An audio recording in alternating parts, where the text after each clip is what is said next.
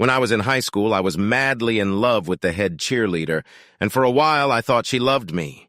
We were each 18 years old. I thought we were the perfect couple and knew we were destined to be together for the rest of our lives. Throughout the school year, you couldn't put a piece of paper between us. That's how close we were. One evening in May, I happened to drive past her car in the school parking lot. I couldn't figure out why her car was parked there because she was supposed to be with the cheerleaders at a baseball game that night. As I approached the car, it seemed to be shaking. Looking out the window, my world came crashing down.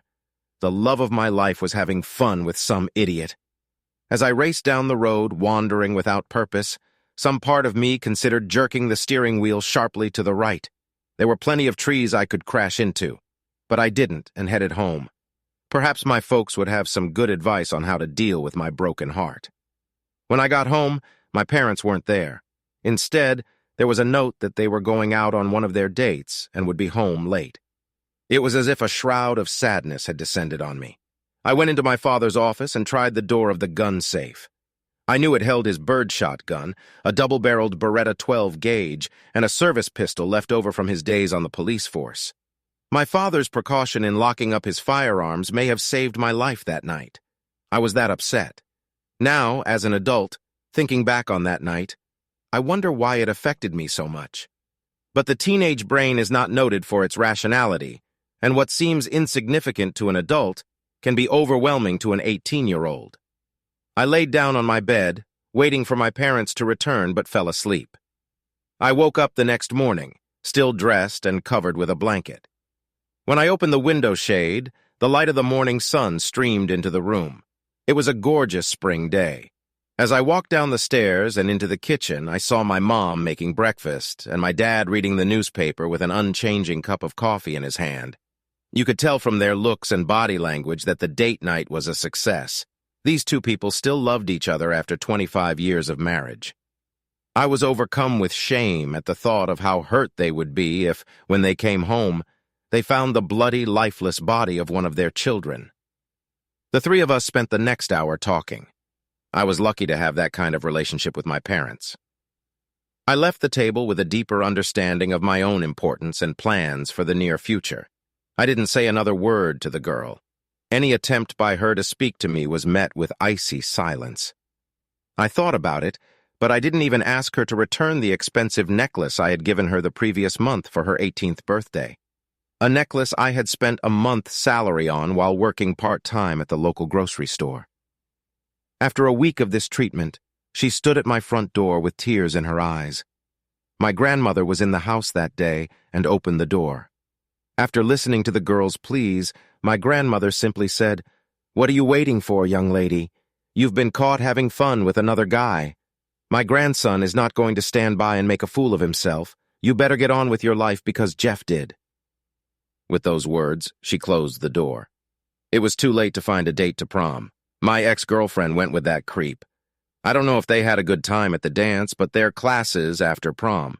When he got them replaced, I'm sure the sugar in the gas tank may have further delayed their fun. This story had a lasting impact on me.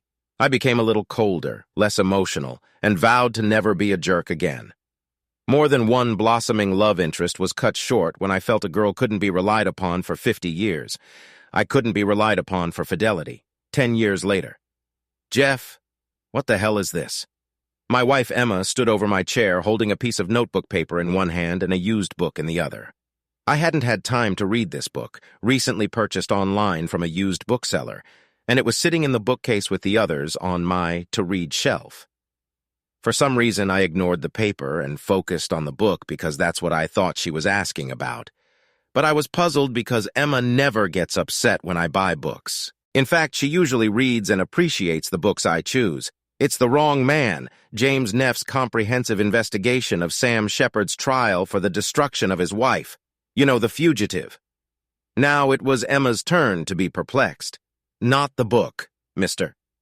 She shoved a notebook sheet under my nose. This. She was practically screaming now. I tried to take the paper, but Emma seemed reluctant to let go of it, as if it were something important. But finally, she let it go. I got up from my leather reading chair, put aside the Kafkas, the trial I was reading, and read the words on the paper.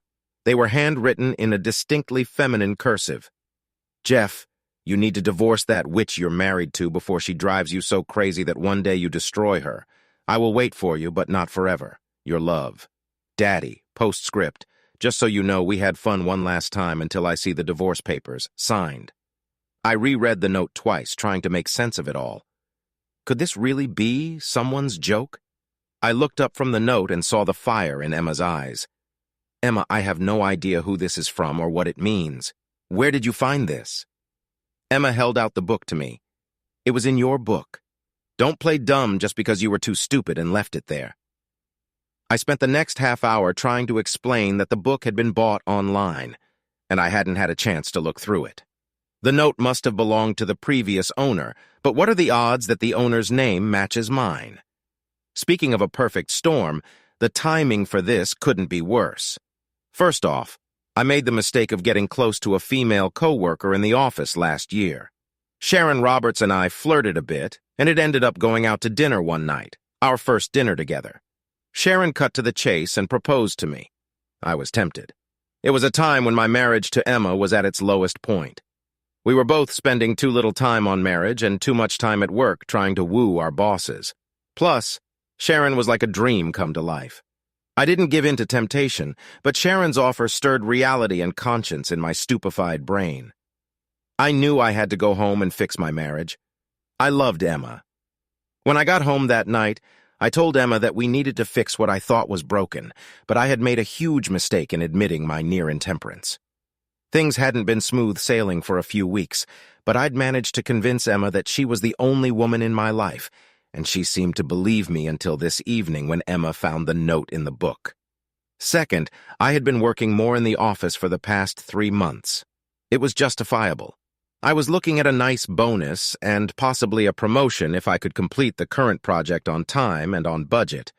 I had a number of good reasons for wanting this promotion, but one of them overrode all others. It was no secret that Emma's parents believed she had married a man below her station.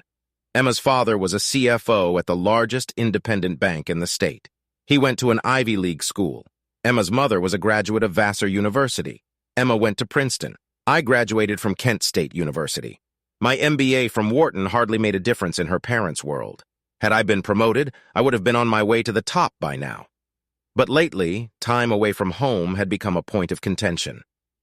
Third, Emma has been spending more time lately with her mother, a woman who has never warmly regarded me or my relationship with her daughter.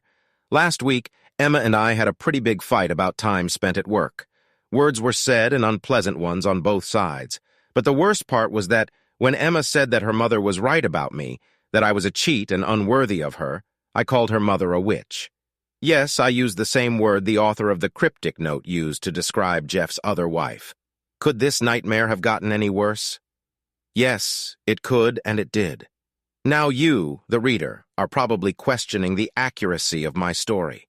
Many of you, and almost all of the women reading, are thinking, give up, you've been caught. But I swear I'm innocent. I ended up falling asleep on the couch, never being able to convince Emma that the note wasn't mine. Emma locked our bedroom door. On Thursday, I went to work and told my boss that I needed to give up a little extra hours. He has divorced himself and said he understood me. I brought Emma a bouquet of flowers. At least she didn't throw them in the trash and even thanked me when she put them in the vase. We slept together that night, but the frost in the air persisted. By Friday evening, things still hadn't thawed out. Emma decided to spend the weekend at her parents' house. That wouldn't help. I asked Emma not to go, but she said she needed time to cool down and think. I almost said that her mother was the last person she should be with to cool down and think about it, but I knew enough to keep silent. No sense in turning her against herself, which always happened when it came to her in-laws. I spent the weekend looking at those flowers and thinking about what would help repair my marriage. I took long walks with our dog, Samson, and thought a lot about how much I really love Emma. Saturday night, I sent her a text. Would you consider counseling? The reply was short. We'll talk when I get home Sunday night. Sunday came and went. Sunday night, I received a second message. Drank too much at dinner. We'll be home Monday. I started to get angry. I was innocent, damn it. I knew a weekend at her mom's was a bad idea. On Monday, Emma came home early in the morning, just before I left for work. I got an unconvincing kiss and I'll talk to you tonight, after which she ran upstairs to change for her job. I worked a full day on Monday, but left work in time to make Chinese takeout in time for her to get Chinese food ready by the time she walked through the door at 7. The meal was quiet. Not friendly, but relatively polite. We opened the fortune cookies, I poured a couple glasses of aperitif, and Emma started the conversation. "Jeff, I don't trust you, and that's not the best attitude to have toward your husband. Mom says I should suck it up and leave. Let's leave your mother out of this conversation. You know she never liked me. Let's limit it to what you and I need. I need space and time to think. I suggest you move into the spare bedroom until we get everything sorted out." I hated that idea. What married couple solves problems by sleeping in separate rooms? What about what I suggested? Counseling? Maybe, but not right now. Right now I need time to think for myself. I couldn't help myself. Does think for yourself include your mother? My mom only wishes me well. If I need to talk to my mom, I will. That was the end of it. I moved my stuff into the spare room and never got to sleep that night. Looking back first, a little backstory, I met Emma when I was doing consulting work for a non-governmental organization, NGO, where she was an intern. It was the year after I graduated from Wharton. One of the big 4 accounting firms hired me, and after my first year, I was assigned to help the NGO with their computer systems. It was a pro bono job. Our regional manager was on the NGO's board of directors, and I was assigned to them for the duration of the change. In the end, everything turned out well. The NGO got a new server system, and I met my future bride. Emma Taylor would be a senior at Princeton in the fall and would spend the summer as an unpaid intern. The more time I spent with this woman, the more I fell in love. We dated throughout that summer. Emma was smart, confident, and best of all had the body and face of a victorious secret angel. Although Emma came from an upper-class background, I was particularly impressed with how well she treated everyone in the office, from the mail clerks to the president. There was always a please, thank you, or other kind word. Physically, Emma was out of my league. I'm a good-looking guy and big enough to play the edge defender position at Kent State. Emma at 5'10" looks good next to my 5'10", even when she wore her 5-inch heels. Where we diverged was in social status. Emma was an only child in a 2-family household whose backgrounds were not usually the same as my more middle-class parents. My mother taught 2nd grade at a Catholic school, and my father owned a mechanic store. I am one of 4 children, all graduated from college, and all were fairly successful middle class. Mom and Dad were rightfully proud of their children. Dad and Mom instilled in us a work ethic that helped me succeed. After only 2 years at the accounting firm, I was hired by one of our clients. We had just completed a successful consulting job with TMG2 Engineering, Inc., and had saved the company millions in the transition from mainframe to server-based computing. TMG2 offered me the job because I didn't have to travel and the pay was comparable. I still work at TMG2, now as a project manager in the information technology department. My project at the time of writing this story was to migrate our systems to the then new concept of cloud computing. Few companies of our size had moved to the cloud. I had to convince the board to do so, and if it worked out as I expected, and if I promised the board, I had a chance to get the proposed position of CIO. Until now, the IT department had been run by the CFO, and he had been a strong supporter of the new position. Tuesday morning, I woke up in the spare bedroom.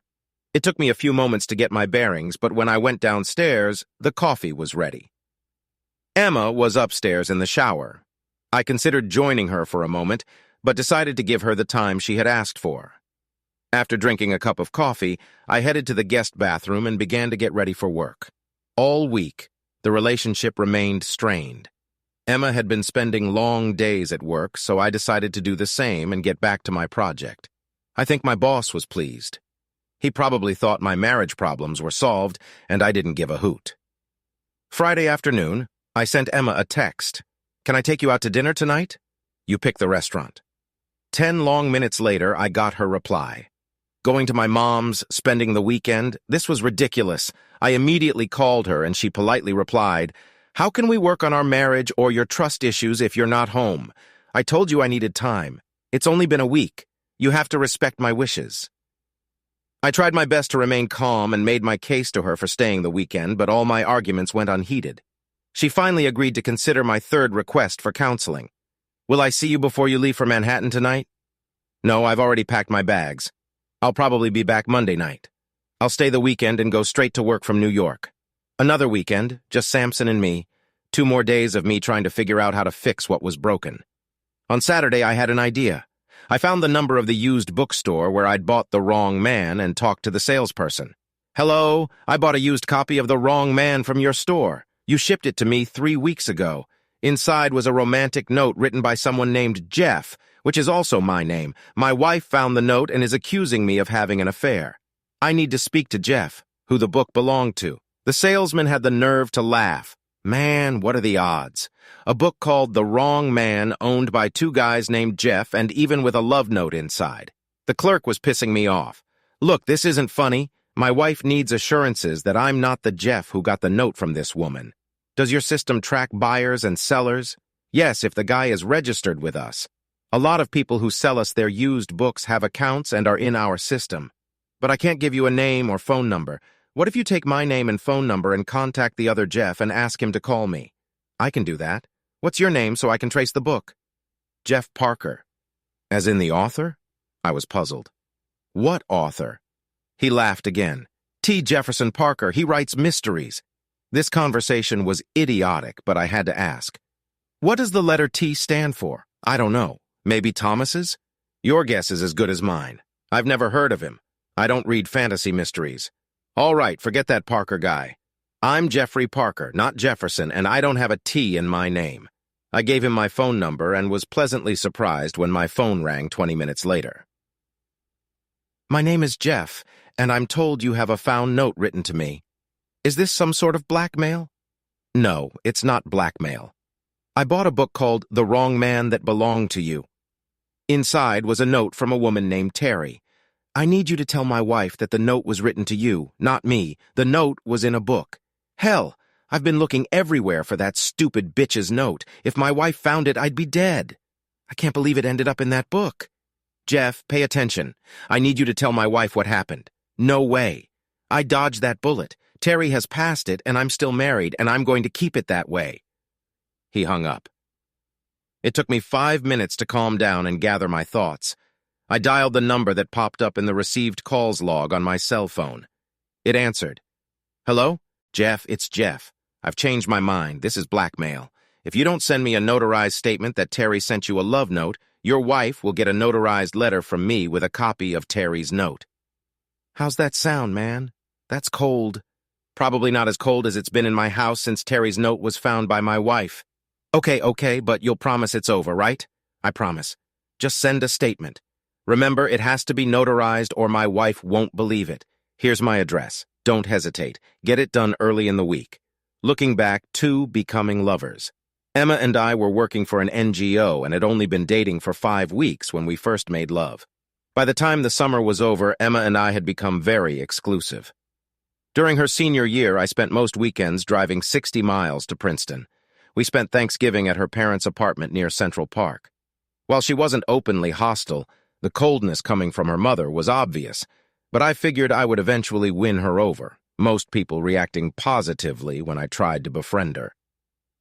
Emma spent the winter break with me visiting my parents. Emma showed no signs of discomfort during the week while we visited my parents' house, a small but cozy craftsman-style home popular in their Columbus suburb. My parents loved Emma, and she reciprocated their affection. Emma's parents didn't put up any obstacles as long as we dated during her senior year of high school.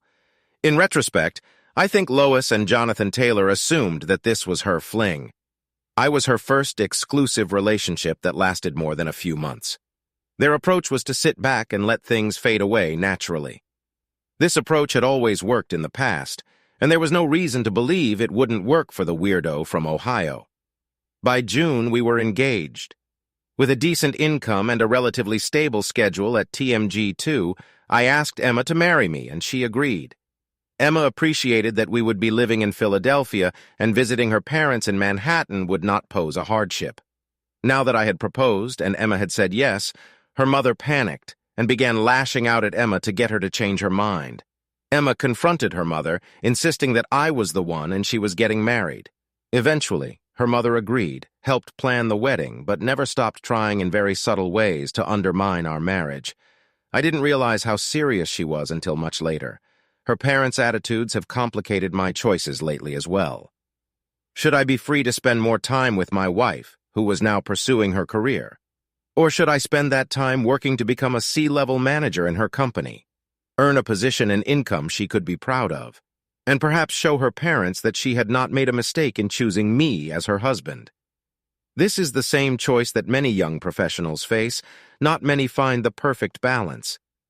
Emma's mood had not improved by the time she returned Monday from her parents' home after that second weekend. I decided to wait for an email from the other Jeff before approaching her and continue to sleep in the guest room. I also did something I swore I'd never do: read her email. While Emma was showering and getting ready on Tuesday morning, I opened her laptop and logged into her email program. There were too many to read in a short period of time, so I plugged in an external hard drive and dumped the contents of her inbox and other folders. Of course, like most computer users, Emma didn't delete the emails after deleting them. I managed to read 2 emails from her mother before I turned off the laptop and knew that further reading would lead to some interesting revelations. After Emma left for work, I spent an hour reading. I hated to violate Emma's personal space, but there wasn't much choice. Her mother and I were waging a war on Emma's mind and our marriage all fair, right? Plus, the emails proved that I was right to be concerned. In one of them, her mother urged Emma to transfer to her company's New York office and move to the city.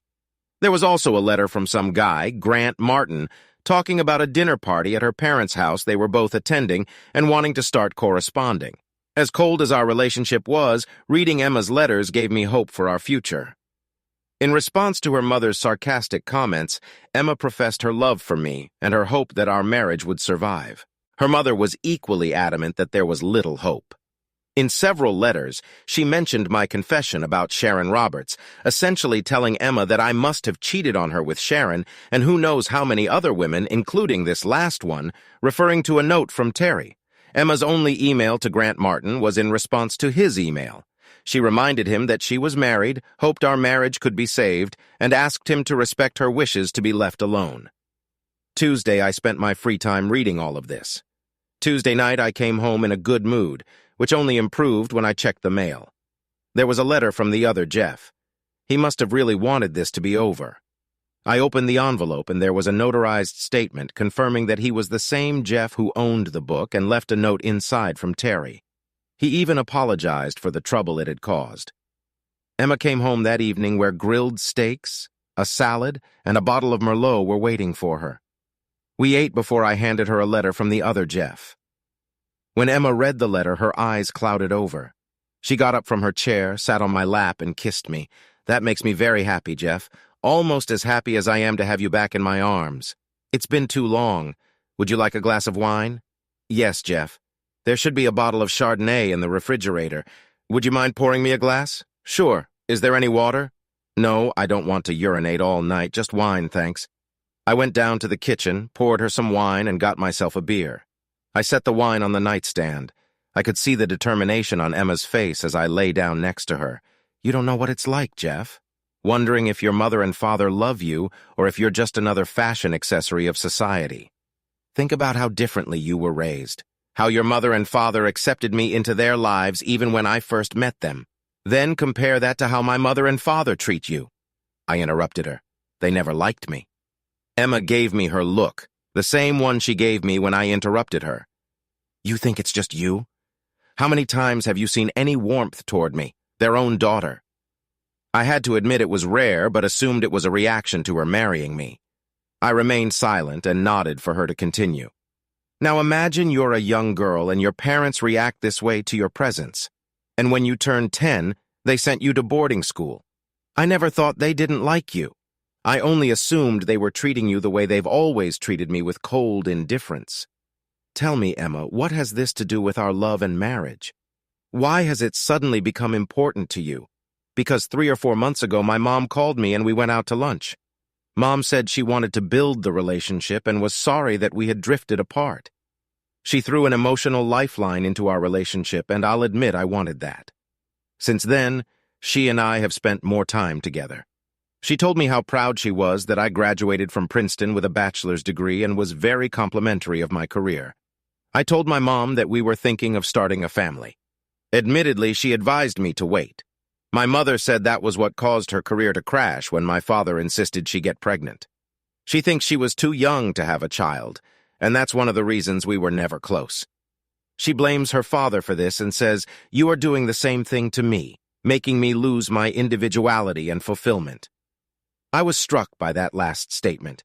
Emma, that's too ironic. Last year, you were the one who talked about starting a family. When I hesitated, you decided we should get a dog to test our paternal instincts, as you put it. We got Samson, and I realized a few months ago that we were ready, that we would make great parents. And now your mom says I want you to get pregnant and walk barefoot in the kitchen? She didn't say that. It's the same thing. Emma, it sounds like Lois is driving a wedge between us. Yes, we talked about starting a family. I started to raise my voice, which is never a good thing. Emma responded, "Mom only wants what's best for me." For the second time in 2 weeks, Emma uttered those exact words. I was reminded of the movie The Stepford Wives, in which all the wives were dutiful slaves to their husbands. Was I suddenly dealing with a Stepford daughter? I need this Jeff. I need a relationship with at least one of my parents. You've been spoiled your whole life. 2 loving parents, 3 loving siblings. I need a mom in my life. I almost asked, "What about us?" but realized it was better not to ask, because in the mood Emma was in right now, she would take it as selfishness on my part. Besides, I had to be careful. The last thing I could afford was to give a tip on what I'd learned from reading her letters, but I had to ask.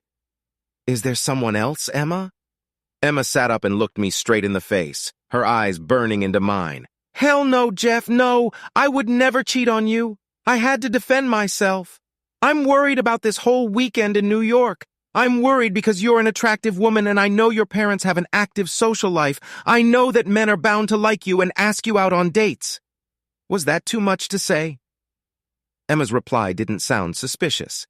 "I've only been to one dinner party my parents threw last weekend at their house. One of my dad's co-workers was there, but you don't have to worry. He wasn't there as a setup." I remained silent and only responded by putting my arm around her shoulders and kissing her. My bottle of beer and Emma's wine glass were already empty. I turned off the nightlight and we exchanged "I love yous." I rolled over onto my back and closed my eyes, hoping to get some sleep so I could at least forget my fears for a couple hours. So much for magical reconciliation, I thought to myself.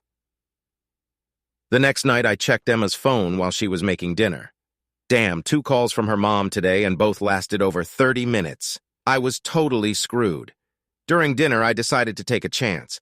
"Emma, would you like to spend the weekend at the coast? I can get a room on Fire Island." Emma had the grace to make a guilty look. "I'm sorry, Jeff. My mom called today and she has 2 tickets to see The Merchant of Venice with Al Pacino. She asked me to join her Saturday night. Can we go to the shore next weekend, please?" "Yes, of course. Next weekend." At least I slept in my bed again. We slept together, but we didn't make love. Thursday morning, I made my decision. I had the email addresses of my mother-in-law and Grant Martin, and with them, the war was about to rage on. For what I did next, I would be fired, unable to work in any IT department, and possibly go to jail if I got caught. I sent fake emails to Lois Taylor and Grant Martin. Both emails turned out to be from a well-known online business, and contained a link that, when opened, would infect both computers with 2 different viruses.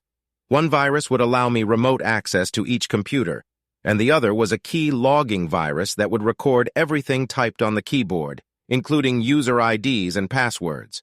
Grant Martin and Lois Taylor, like many other people who have been scammed, will never know that their computers were infected. Looking back, 3 marriage. Our wedding was as any person raised in high society would expect. Despite Lois Taylor's feelings for me and her hostility toward the union, it was her time to put on a show.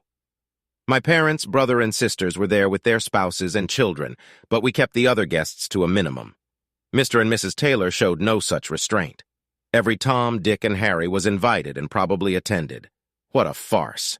One thing surprised me to the core. Jonathan Taylor was leading Emma down the aisle. Tears seemed to be in his eyes. He gave her hand to me and for the first time said something directly to me. Quietly, so quietly that no one could hear him over the organ playing Mendelssohn, he said, Please take care of her. That was all until he turned to sit next to the Ice Maiden, my new mother-in-law. The reception was being held at their country club. I tried my best to smile at all the phonies who showed up to suck up to my in-laws. I think my mom, dad, brothers, and sisters rolled their eyes often enough and hard enough to get whiplash. At one point, my dad, brother, and two of my sister's husbands cornered me. My dad said it best. "Jeff, Emma is a damn sweet and beautiful woman, but good luck with your new family." All four of us laughed, toasting to my happiness. The first few years of our marriage were wonderful, ups and downs, but both Emma and I enjoyed success in our chosen careers and eventually managed to find a decent balance between work and fun. I suppose her parents had called a truce. Since we lived in Philadelphia, far enough away from Manhattan that constant interruptions were inconvenient, the truce held until very recently. Recently, we'd even started talking about kids, but being overeducated and overcompensated city dwellers, we did what every couple does in a similar situation. We got a dog to make sure we were ready for parenthood. Next came the big decision, rescue dog or pure breed. We spent probably as much time discussing our choice as we did buying our first apartment. In the end, we compromised, which meant we got a puppy that Emma fell in love with while spending a weekend traveling through Finger Lakes wine country. Samson was the friendliest of the litter, consisting of a Labrador mom and an unknown male dog. Of course, now I have to mimic all the other dog owners, companions, and go on for hours about why Samson is the smartest and sweetest dog ever, but let's keep it short and just say it's true. You'll have to take my word for it. After a year of living with Samson, we realized we were ready for kids. Emma was ready to drop the pill when the shit hit the fan. By Thursday night, Grant and Lois had opened my fake emails and both computers were infected with 2 viruses. I was now able to read all of their emails. What I learned blew my mind. Grant Martin was having an affair with Emma's mother. There were no heartfelt expressions of passion or love, just a few letters arranging secret meetings. I didn't have time Thursday night or Friday to dig through the various folders. I needed to focus on my project at work, but I did find a very important letter from Lois to Grant. Grant, I've enclosed with this letter the e-tickets for Saturday's play. Try to remember this isn't a date for Emma. You're just doing me a favor by taking Emma when I pretend to be sick on Saturday. Good luck. Be as charming as ever, and she'll start to realize what a loser she married. Lois. I opened the attachment and found a PDF with 2 tickets for Saturday's performance of The Merchant of Venice. This email only added to the mystery. If my mother-in-law is having fun with Grant Martin, why is she setting him up on a date with Emma? I'm not usually known for my dodgy mind, so perhaps the answer was unfathomable to my straightforward brain. I decided to go to New York and find out for myself how far this could go.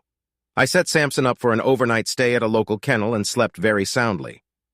The morning after Emma left, I took the Amtrak train to Manhattan and began to consider my options. I still loved Emma and thought there had to be some way to save our marriage.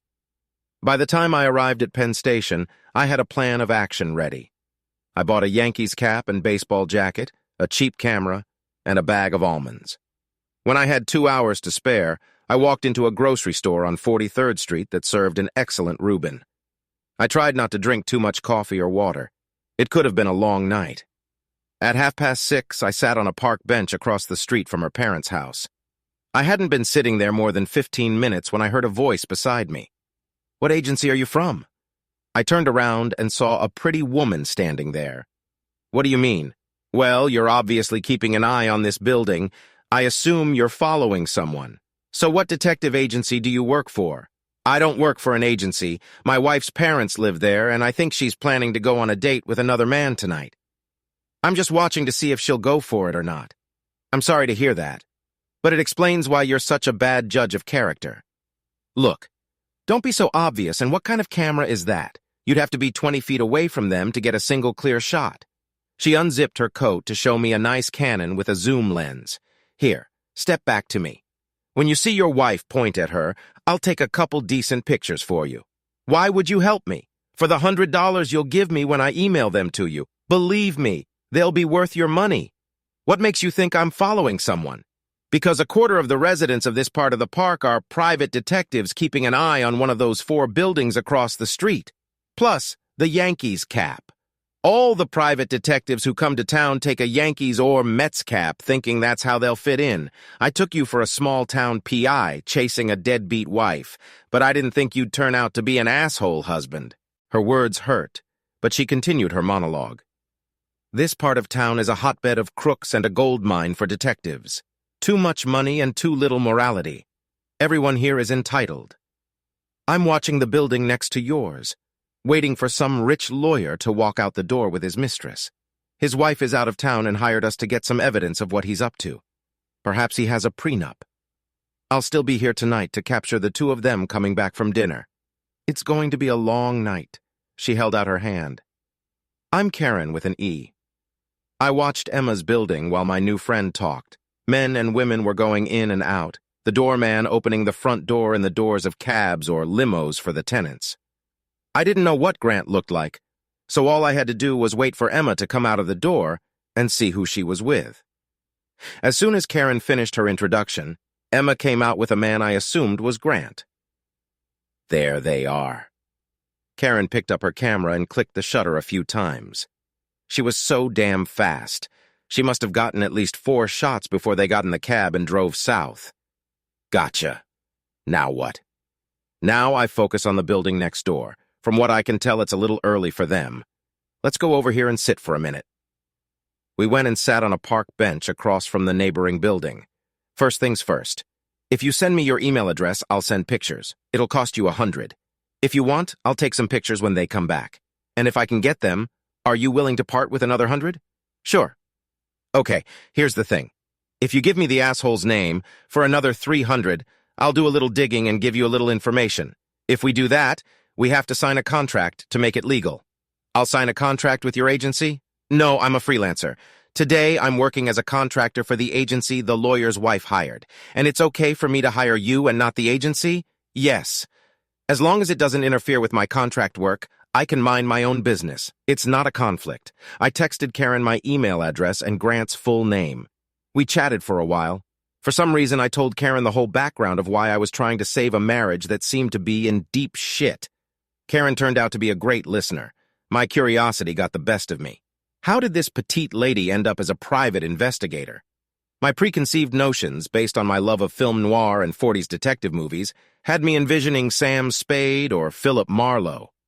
Karen laughed when I asked my question. "I spent 15 years with the NYPD, the last 6 years in the intelligence division working counterterrorism. I was shot in the leg, lost everything below the knee, and ended up on disability." She bent over and pulled up her pant leg. Hell, it was a prosthetic. Decided to use what I learned to make some money, but also set my own work schedule. It's working out so far. I rarely work weekends like I did today. This was a special favor for a friend at the agency. As she spoke, Karen pulled out her camera again and started snapping pictures of the couple getting into the limo across the street. "Are you going to follow them to the restaurant?" "No, it's probably not the kind of place where you can get something without getting caught. I'll grab a bite to eat on the next street over, and then sit here and wait for them to come back. 9 times out of 10, these couples have dinner and then go back to the love nest for the night. Not much romance in these cases. So what does the mistress get besides food? You'd be surprised. Some of these women earn as much as a good secretary. You just have to be willing to sell your soul. No thanks. What about the wives? Probably half our business. Some poor guy working 60 hours a week ends up guessing that some clown gets most or all of what should be his. Want to know the worst cases? It's when the DNA comes back and the kids turn out not to be his. It always ends in nuclear war. I once had a client who broke into his ex-wife's house, sat on her bed, and blew his brains out. That must have touched her conscience. No, it didn't. That poor guy didn't know his wife was out of town. The body was found by the damn housekeeper. By the time the ex came home after a spa week in Cannes, the house was clean, the walls repainted. Not many happy endings in this business. We sat for another minute after that, me thinking deeply about whether my story was going to end badly. I wasn't going to blow my brains out, but if we divorced, I would miss my wife. "Look, don't get me wrong. If you're going to get a snack, can I get one?" She looked at me for a moment before answering. "No, Jeff, go on home. I'm going to meet my husband at the diner. I already texted him and he'll be there in 10 minutes. Karen pointed her ring finger. "What a detective I am. I didn't even notice the ring. We got up from the park bench and started to walk around. I noticed now that I was limping a little. I guess I was fixated on myself, wallowing in self-pity. I decided to talk about something other than myself. It must be hard being married when you see all that ugliness. Does it affect your marriage? It affects a lot of my coworkers. Some can't deal with all the crap they see. I'm very lucky. My husband Bill knows what I go through at work. He does both small and big things to make sure I know I'm loved. Take tonight, for example. I know his mom is watching our 2 boys, so he can meet me here and have a quick dinner together. We kept walking and talking. As we approached the diner, I made out the silhouette of a large man. As we got closer, I realized that Bill was a very trim and handsome man. He was my height, but probably weighed at least 30 pounds, and it looked like muscle. Karen wrapped her arms around him, and he leaned in to kiss her, but kept his eyes on me. "Bill, this is my new client, Jeff." "Jeff, this is my husband, Bill." We shook hands, both of us looking into each other's eyes and doing a firm but not too strong handshake. Bill spoke first. "Let me guess, tight end? Damn, you're good. Did you play?" "No, did heavyweight wrestling at Penn State." Bill's smile was easy. He turned, and as he hugged Karen, his smile widened and his eyes sparkled. "Hungry?" he asked me. "No, but thanks. I'm going to head to the train station and take the train home. Karen, please send the contract when you can. I'll sign it and return it to you right away with the money. Thank you for taking my cases. That the right word?" Karen laughed. I shook Bill's hand. "It was a pleasure to meet you, Bill. You're a lucky man, but I have a feeling you're both lucky. Take Karen. Thank you for inviting me to dinner. You both give me hope." Bill looked at Karen, but she only whispered, "I'll explain." I did leave with a smile on my face. Sunday morning, I overslept. The lack of sleep over the past few days was making itself felt. After brewing my coffee, I started my laptop and plugged in my hard drive to download all of Grant's emails from his archived folders. I also decided not to wait for Karen to call me, but to contact her at a decent hour using the cell phone number she'd given me. I needed to know what had happened Saturday night after I'd left town. With a cup of coffee and a toasted bagel, I started reading the letters. One thing I realized was that Grant Martin was a weasel. Lois Taylor wasn't the only married woman he entertained, and one letter in Grant's outbox answered a lot of my questions. "Dennis, it's time to return the favor. For the past 4 months, I've been entertaining an old high society matron. This bitch is so blue-blooded she won't even look at anyone below her, hence her willingness given my pedigree.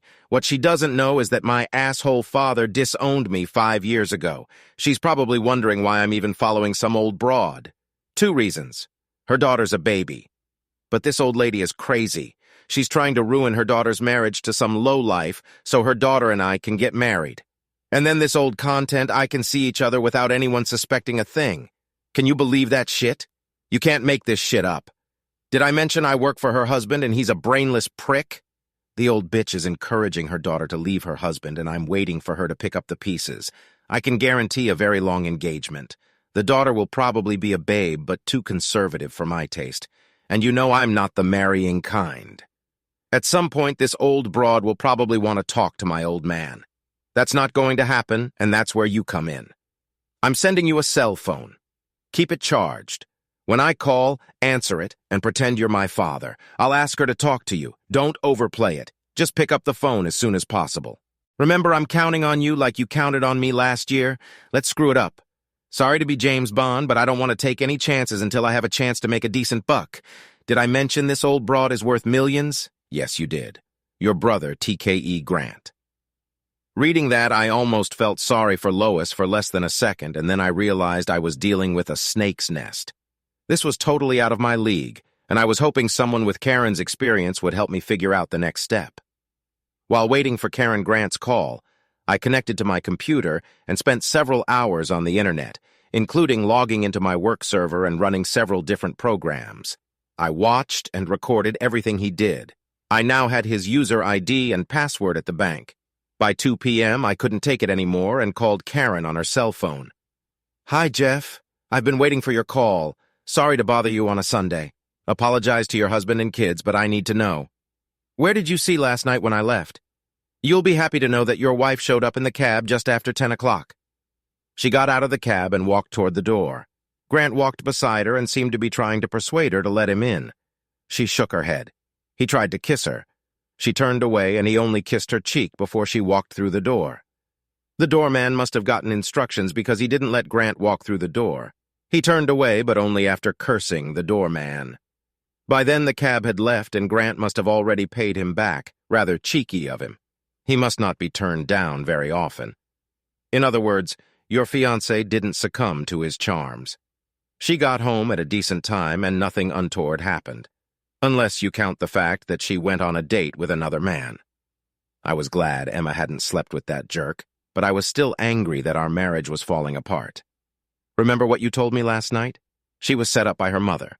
That doesn't excuse all of her behavior, but it does create a reason why she's acting this way. Okay, I agree, but this is something you need to hear. It sounds like Grant Martin is having fun with Emma's mom, and Lois Taylor is destroying my marriage to keep Martin around. No kidding, that's so cold. I've been in this business for years, and it never ceases to shock me how evil people can be. How did you find out about this? If I tell you, do we have some sort of client detective privilege? No, Jeff. If I get subpoenaed, I have to tell. So if you're doing something illegal, you have to decide if it's worth sharing. I thought about it and decided what the hell and told Karen how I'd gotten the emails. She, like many people in the past decade, was stunned. I also told her that I had Martin's user ID and password to access personal accounts and wire transfers. You can actually get a hold of this guy's computer and read his passwords? Hell, later this week you're going to have to teach me how to defend myself against the likes of you. In the meantime, I go back to my family. We're watching The Wizard of Oz, and the kids are giving me the "when are you going to stop talking on the phone" look. Sorry, Karen. Call me tomorrow when you figure out Martin's biography, and I'll tell you the rest. With those words, we hung up, and I started digging through Grant Martin and Lois Taylor's email again. By Sunday evening, when Emma returned from her parents', I had tons of information, but I had no idea how to use it. Besides, all my clothes and other personal belongings were in the guest bedroom and bathroom. Not a few minutes later, she came rushing into the kitchen where I was sitting drinking a Yuangling. "Jeffrey, where are your clothes?" I ignored her question. "How was your date last night?" An expression appeared on Emma's face that I hadn't seen before. Guilt, horror, deception. What are you talking about? I didn't go on a date. Emma said it with such conviction that I might have believed her if I hadn't seen with my own eyes or getting into a cab. What do you call going to a play with an unrelated member of the opposite sex? Maybe look it up in the dictionary? There's that look again. Were you following me? Not that it matters, but I went into town yesterday. I was going to try to convince you and your mom that I should take you to the play, and I pulled up to their building just in time to see you getting into a cab with some guy. Who was it? Okay, I lied to her, but it sounded plausible, and I didn't want Emma to find out what I was really up to and what I really knew. Jeff, my mom got sick at the last minute, and one of my parents' friends was kind enough to drive me. Nothing happened. I played dumb. And who is this kind friend? Does he have a name? Grant Martin, he works for my father. I decided it was time to get her thinking. Look, Emma, this is bullshit. Your parents are trying to divide us. Think about it. I'll bet you $1,000 that your mother made a miraculous recovery on Sunday. This illness was staged. How did Grant Martin get free at the last minute? It's time for you to pull your head out of your ass and realize that our marriage is almost over. Emma jerked back on her heels as if she'd been shot. I didn't want this to escalate into screaming, so I took the opportunity to leave the kitchen and head for the guest room. It was a restless night, and I didn't get much sleep. I ended up getting up, leaving the house, and was at the office before 7. At 8, my cell phone buzzed with a message. Checking my phone, I saw that Emma had sent 2 words, Sharon Roberts. I guess Emma had already talked to her mother, and Lois was filling her head with nonsense.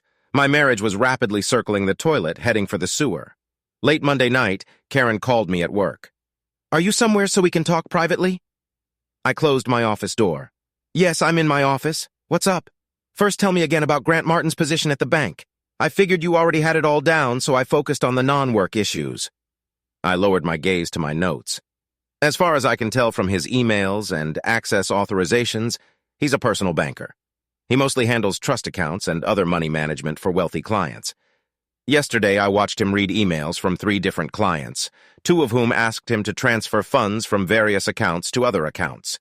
Grant created instructions for the wire transfers that transferred these funds as soon as the bank opened this morning.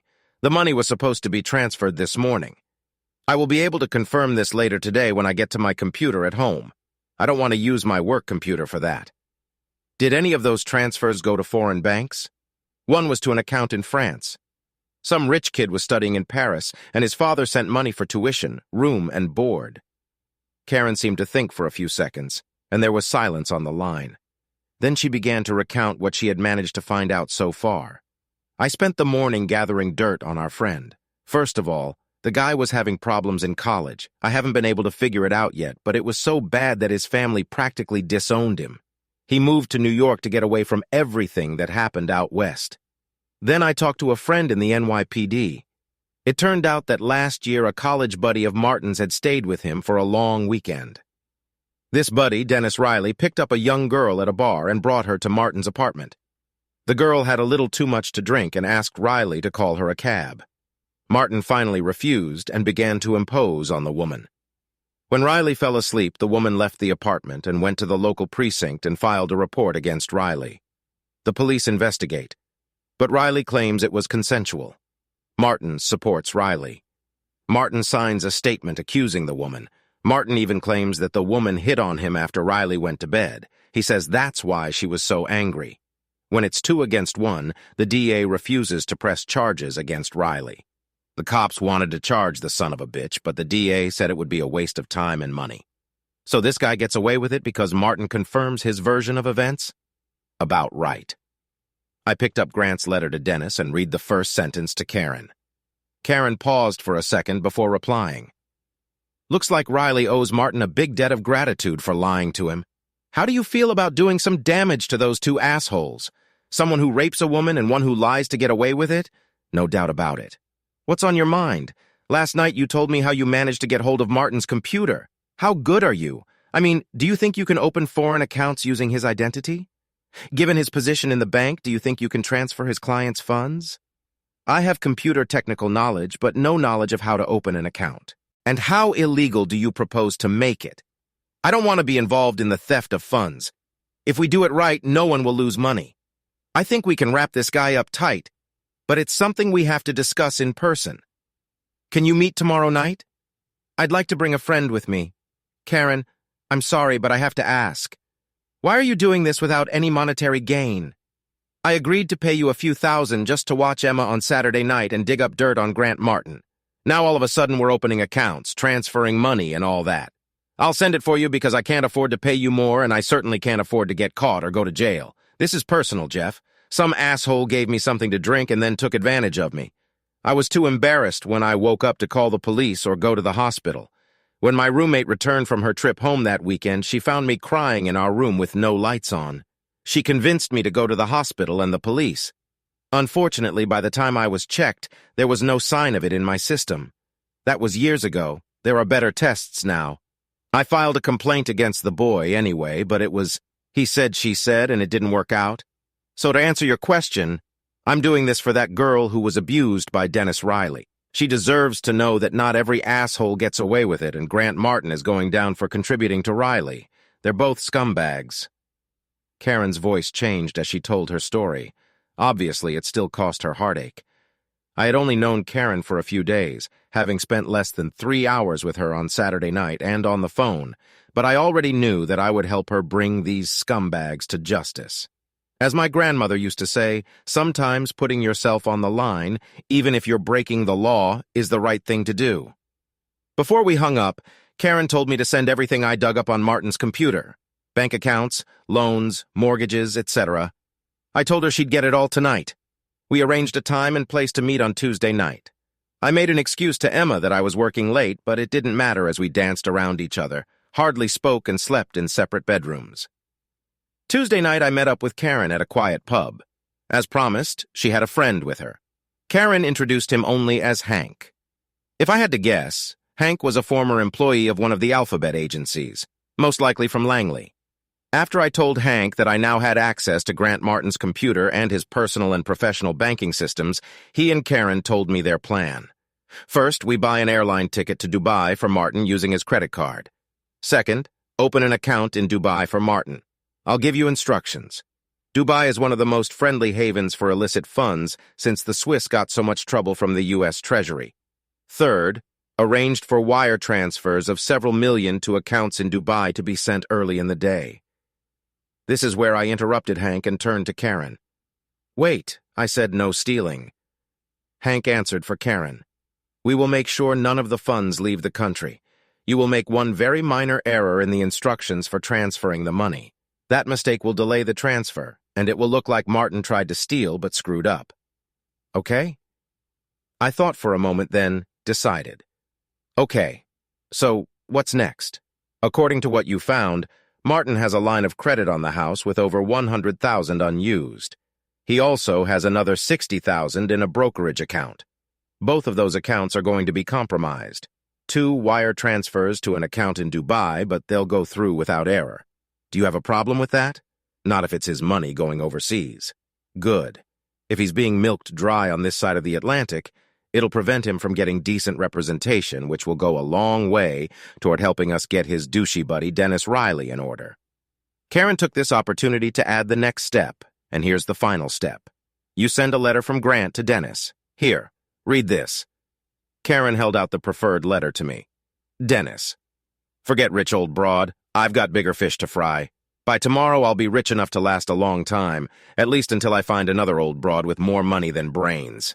That means leaving the country, but there's nothing here worth sticking around for. In a way, I have you to blame or thank depending on how things work out.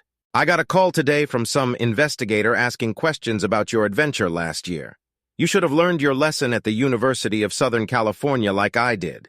Get Sleet's approval before you spout that shit because next time I won't be around alive for you. I'll contact you and let you know where I land.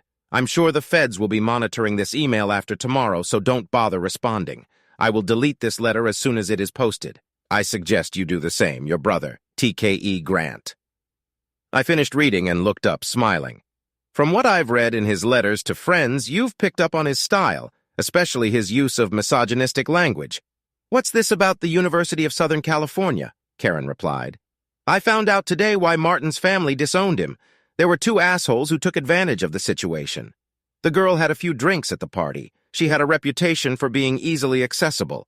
The girl killed herself a week after the incident. The Martins paid the girl's family $250,000 to hush up the case, but also disavowed Grant for his involvement. Rumor has it that this wasn't the first time they'd kept Junior out of trouble with their money.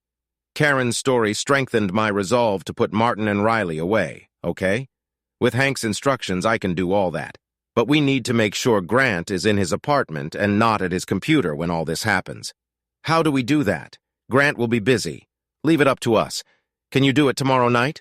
No problem. What's going to happen on Thursday? We'll make sure Grant is arrested early Thursday morning. Before he has a chance to look like he's going to work, it should look like he might as well be getting on a plane that morning. It's a pleasure to work with professionals. Both Karen and Hank were consummate professionals. Hank's guidance on each step led to the desired results. Grant opened a new account in Dubai. His credit card was used to purchase first-class tickets for a late-morning flight to Dubai.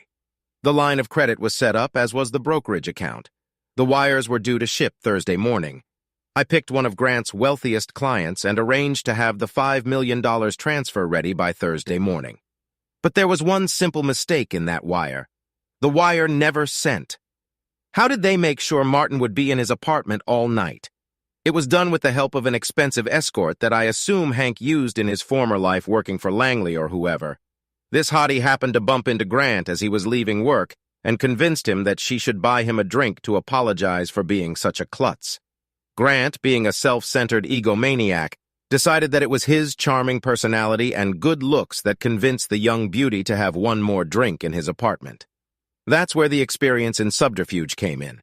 The woman said that she had once already been treated rudely by a guy who started out seemingly well. She swore it wouldn't happen again and demanded to see her ID. Grant decided what the hell and pulled out his driver's license. Everyone knows driver's licenses are bullshit. Get the people in this town carry a fake one, but just in case, show me your passport. If Grant had been thinking with anything other than his little head, he would have questioned the lady's logic. But he decided what the hell again? Walked to his office, opened his desk, took out his passport, and held it out to her. She looked at it defiantly, even flipped through the stamped pages, making cute remarks. "Oh, Spain, how great! I just love Ibiza." He closed the book, put it on the hall table, grabbed Grant's tie, and dragged him to bed. Grant Martin opened his door at 8 o'clock Thursday morning to find two of New York's finest detectives on the other side. Despite his protestations of innocence, he was, figuratively speaking, tied up in a little bough. It didn't help that the two detectives noticed Grant's passport lying on a table in the hallway. "Going somewhere, Mr. Martin?" the detective asked, handcuffing Grant. Of course Grant knew he'd been set up. He just didn't know who or how. No one he'd ever entertained had that knowledge, at least not that he could recognize. All traces of the viruses on his computer and Lois's computer had been erased from their systems. To make sure of that, I had sent a command to wipe his hard drive even before the police showed up that fateful morning. It looked as if Grant had done it himself to erase all traces of his crimes. Eventually, the police contacted Grant's internet service provider to get copies of his emails. That's where they found an email to Dennis, confessing to giving the cops a false statement and a fake email to Riley, explaining his plans to leave the country with the illegally gained money. Karen's contacts at the police department turned out to be quite cooperative. They offered to drop the charges related to his previous false statement if Grant would testify against Dennis. Like the scumbag that he is, Grant went along with the deal, and Dennis Riley was extradited back to New York to face the charges. Of course, when Dennis found out about Grant's treachery, the two jackals turned on each other, and it was a delight to hear them cut each other to pieces. Grant Martin received no support from his family. Funny how his mother and father spent so much money to get him out of trouble when he was guilty, but didn't lift a finger when he was actually innocent of the crime. No matter how much he protested his innocence, he was found guilty of theft and other related charges. Grant Martin would spend the next 4 years in prison. With the help of Grant's testimony, Dennis Riley was sentenced to 10 years. By the time Grant testified, he and Riley hated each other so much that Grant was particularly outspoken. Grant's refusal to help, despite the woman's screams, did not reflect well on Grant, but the damage to Dennis Riley's defense was done. All of this happened over the course of the next year. While these events were unfolding, I had more personal issues to deal with. First, I needed to burn that bitch of a mother-in-law.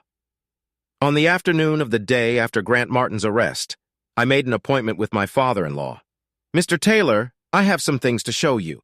Some of them will hurt Emma if I give them to her if she believes me. Some might hurt you. I don't know you well enough to understand, but I'm sure you don't want your daughter to get hurt. So I am giving them to you to do with as you see fit. I have hired a private investigator to find out why my marriage has recently started to deteriorate. I have no idea how he obtained these materials, but I hope you will be as shocked by their contents as I am. I deliberately used only emails from Lois's account, not wanting anyone to know that I had access to Martin's computer because he'd claim he'd been set up. Why back up his claims? Jonathan Taylor gingerly took the folder containing the letters from Lois to Grant from my hands.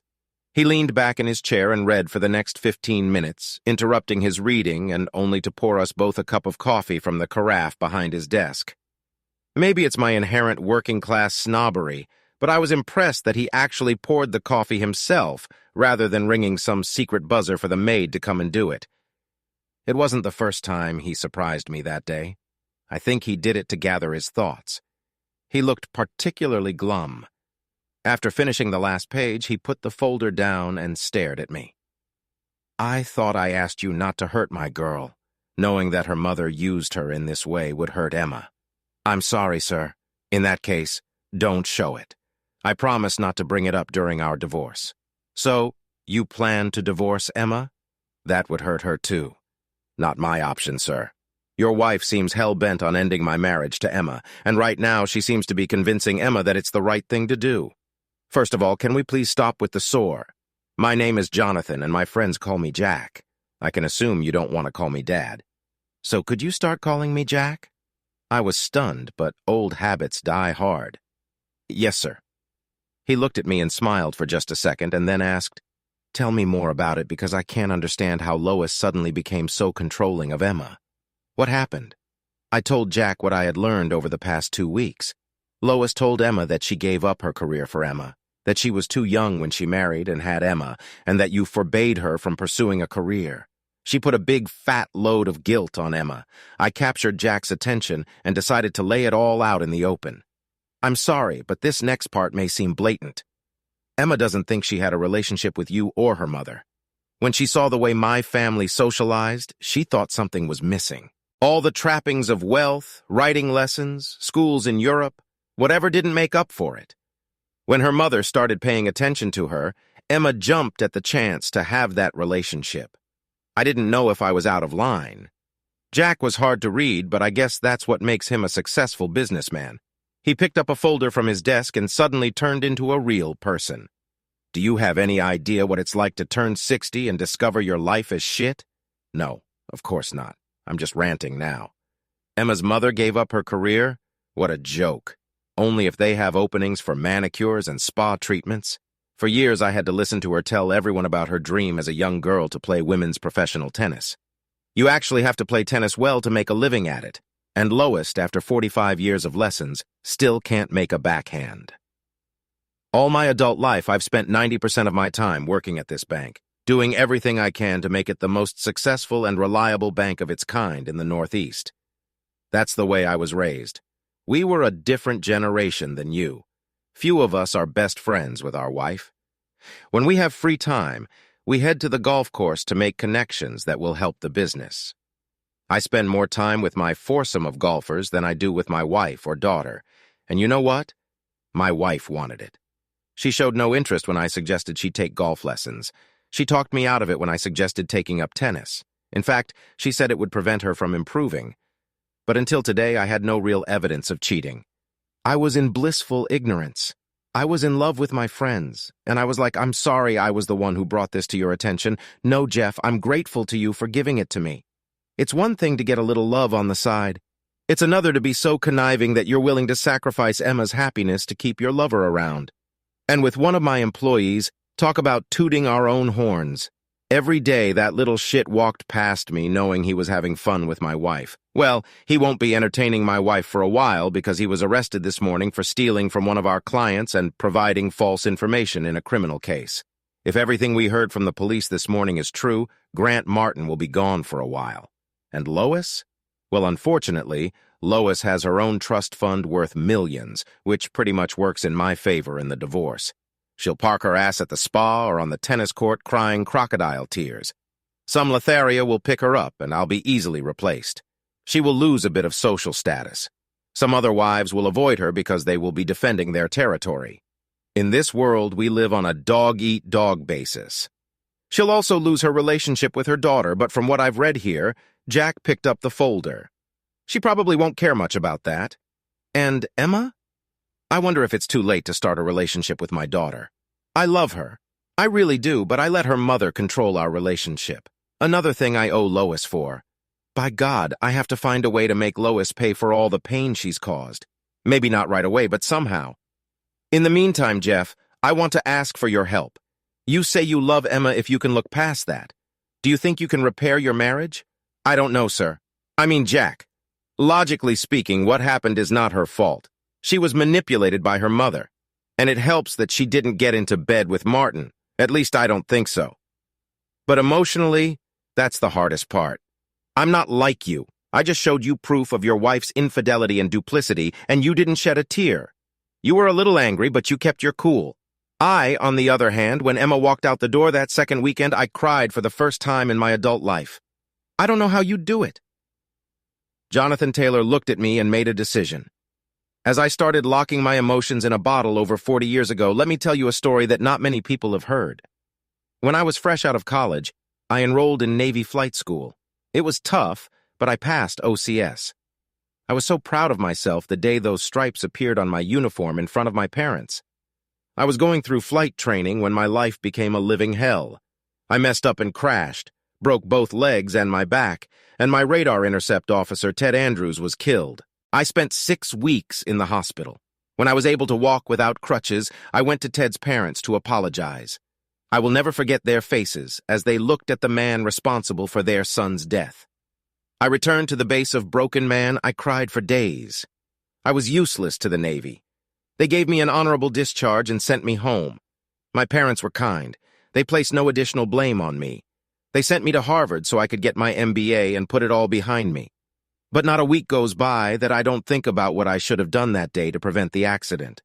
I wasn't drunk or hungover or anything like that. It was just a mistake that cost a man his life, and it was my mistake. Ted's parents never wanted to hear from me again, but I've dedicated part of my life to his memory. In addition to my volunteer work, every year I make a $10,000 donation to the USO and one of Gary Senes's funds for wounded soldiers. To amidst all that, a whore as a wife seems like a small thing. I listened in silence, and when he finished, I looked at my father-in-law. I saw a man with a huge weight on his shoulders that he had been carrying for far too long. I knew there was something I could do to lessen that load, and I realized what I was going to do. One last look back. Meeting Emma. As I navigated the circumstances, it's important to remember how much Emma's recent behavior has been out of character. This can only be attributed to her need to finally connect with her mother, which never showed the normal mother-child love between mother and child. My thoughts went back to the first conversation I had with Emma that summer 8 years ago. In between my NGO duties, I was walking past Columbus Square when I noticed a familiar face sitting on a bench. The young woman whom I recognized from the office looked like she could use a friend. I took a chance and approached her and introduced myself. "Excuse me, I've seen you in the office before. I'm Jeff Parker. I work in the Information Technology Department." I held out my hand. The girl looked into my eyes. There was a sign of recognition in them, but it was also obvious that she was crying. I felt embarrassed for disrupting a possibly private conversation. Instead, a hint of a smile appeared on her lips. "Yes, I saw you there. I'm Emma Taylor." She took my hand. "May I sit down, or do you want to be alone?" "No, please have a seat. I took another chance. It's obvious you've been crying. Would you like to share?" Emma paused for a second. "Did you hear the news today about the 2 girls in Sudan? One of the charities the NGO supported ran schools for girls in Sudan and other African and Middle Eastern countries. There, the girls were taught to read and write, as well as domestic skills and health education. Teaching women these skills did not always endear them to the local population." "No, I've been in the bank with the servers all day. It's the first time I've been out of the server room all day," she said.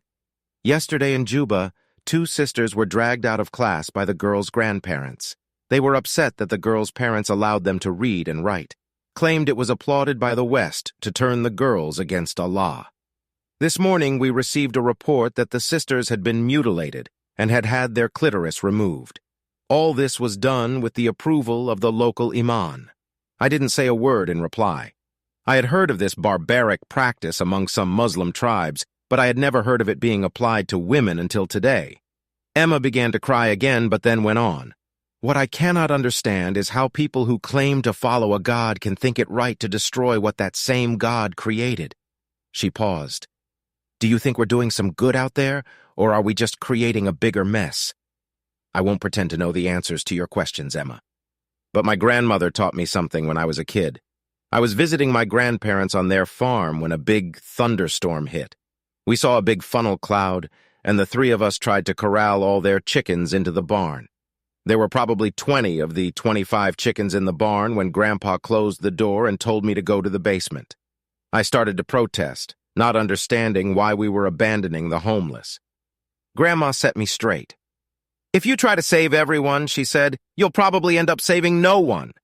Emma looked at me with her beautiful eyes. She was really listening to me with interest.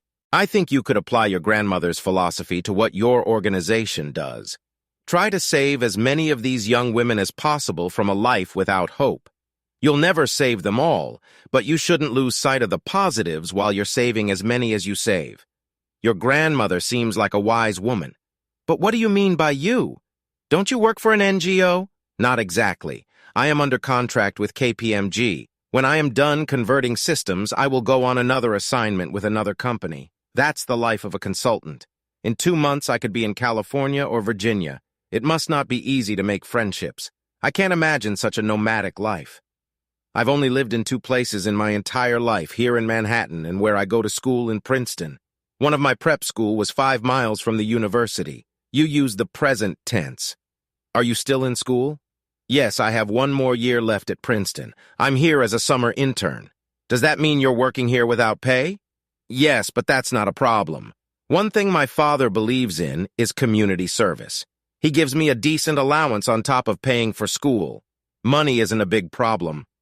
When I graduate next spring, I'll have a chance to try living on my own. But for now, I'll have to focus on my studies and helping out here as an intern. That must be great. As soon as I said that, I realized how sarcastic it might have sounded to her. But Emma didn't put it out there. Yeah, and I won't deny it.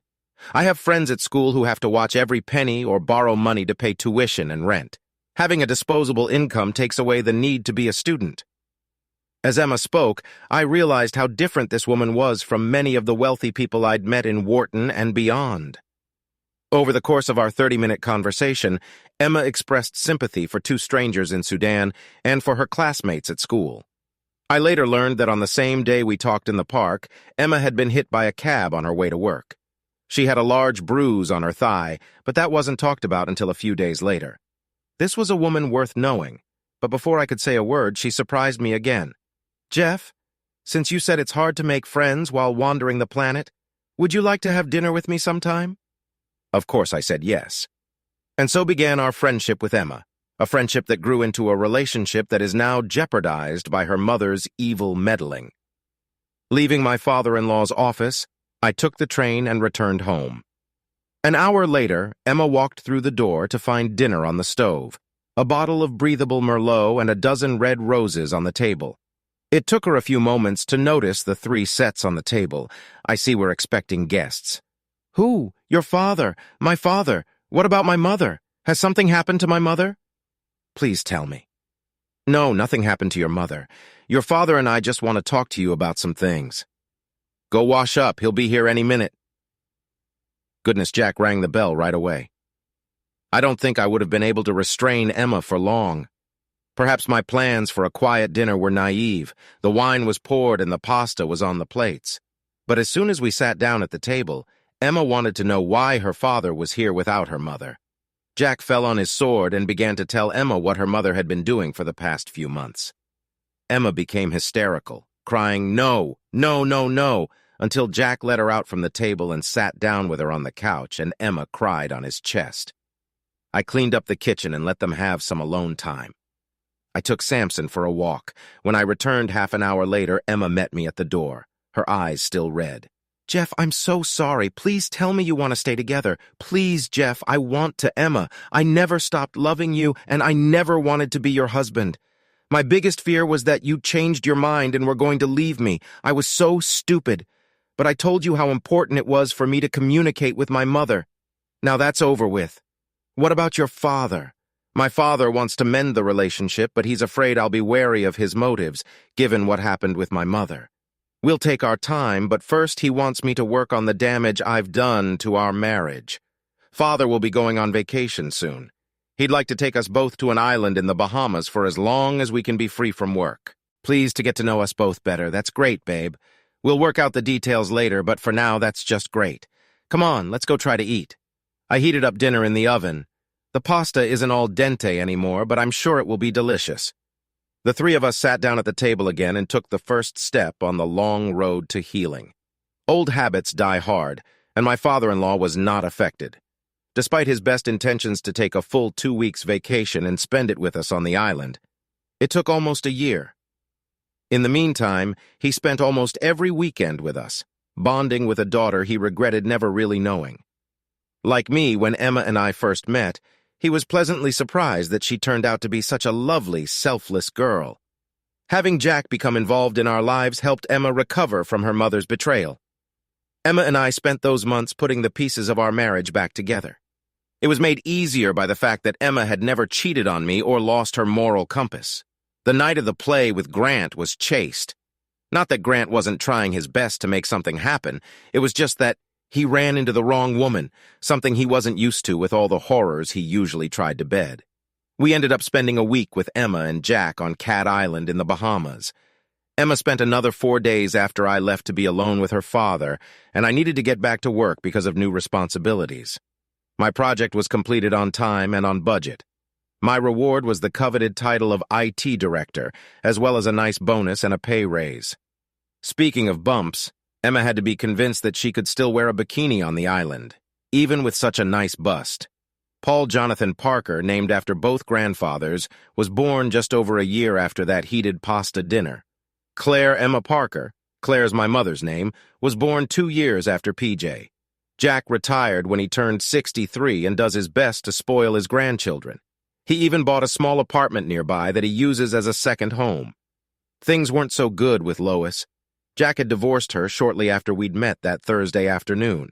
It had probably cost him a fortune in legal fees, but thanks to the evidence of her attempt to destroy his daughter's marriage with the involvement of her lover and the fact that Lois had millions in trust funds, Jack had been able to walk away from Lois without paying her alimony and retain enough assets to keep his retirement comfortable. When news of Lois's duplicity became known to the society matrons, she became a pariah.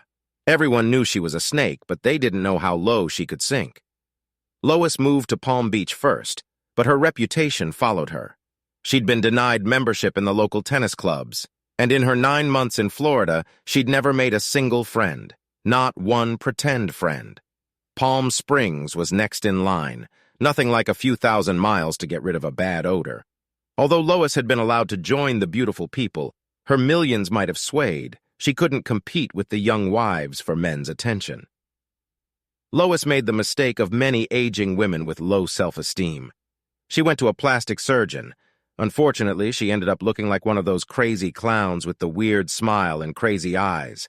I only know about the horror of her facelift because 2 years after Claire was born, Lois showed up on our doorstep. When I opened the front door, it took me a few moments to recognize the person standing on the other side of the screen door. I didn't even bother opening the door. I just spoke through the screen door. "Lois, what are you doing here?" The lack of friendliness in my voice couldn't have been more obvious. "I want to see my daughter and grandchildren. Lois, you're not welcome here. No one in this house wants to see you or even acknowledge your pathetic existence. Now go away." It took every ounce of self-control not to scream. "You have no right to keep me from seeing Emma and the kids. Open the door. Lois, you don't understand. I'm not preventing them from seeing you. Emma doesn't want to see you and will do everything in her power to keep you from infecting our children with your anger." I started to close the door just as Lois was opening the door. I paused for a moment. "Oh my God, what have you done to your face?" It just came out of my mouth. Lois was stunned by my comment long enough for me to close the door in time. She doesn't give up that easily. The next day was Monday. Lois figured I'd be at work and called home. Emma later told me that their conversation was short and to the point. Emma confirmed that Lois was persona non grata in our house and around the kids. Lois offered Emma a carrot. If she could visit her grandchildren, she would receive $10,000 for each of the first 10 visits to their college fund. Emma refused the bribe. Lois showed up at the daycare center. That was enough to get us a restraining order. Lois tried to call Jack and ask for his help, portraying, "We were married for 30 years, blah, blah, blah." Jack laughed and hung up. Last we heard, Lois was back in Palm Springs and had gotten back together with some jiggle, though, who had taken quite a bit of money from her. How sad. Sometimes bad things happen to bad people.